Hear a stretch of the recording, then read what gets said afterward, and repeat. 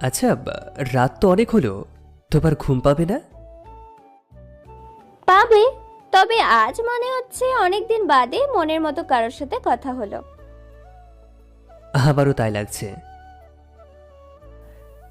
এভাবেই তাদের প্রথম কথোপকথন গড়িয়ে চলল ভোর পর্যন্ত। আর সেই রাতে হয়ে গেল নতুন গল্পের সূচনা। কিছুদিন কেটে গেছে।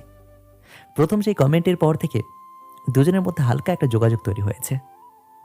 এবার আলাপ এসে পৌঁছালো ইনবক্সে। রাত তখন প্রায় 10:30। শহরের বাতাসে এক ধরনের নীরবতা। হাই, আমি একটু বেশি বই পোকা টাইপ। তোমার ওই কমেন্টটা মাথায় থেকে গেছে, মনে হলো ধন্যবাদ জানানো উচিত। ধন্যবাদ দেওয়ার মতো কি বললাম আমি? আমি তো শুধু একটা প্রশ্ন করেছিলাম। অনেক সময় একটা প্রশ্নই ভীষণ গুরুত্বপূর্ণ হয়। আহ, এই যেমন ধরো, তুমি জিজ্ঞাসা করেছিলে দায়িত্ব নেওয়া মানুষ খুঁজে পাওয়া সহজ কিনা। আসলে আজকাল মানুষ দায়িত্ব নিতে ভয় পায়।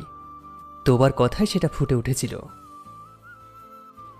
ও মা, এতটা গভীরভাবে ভেবেছো?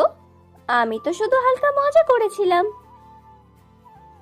হয়তো তাই, কিন্তু তোমার হালকা কথাতেই আমি গভীরতা খুঁজে পেলাম।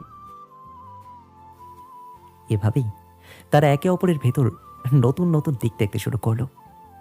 ইনবক্সে আলোচনার প্রসঙ্গ বদলাতে লাগলো।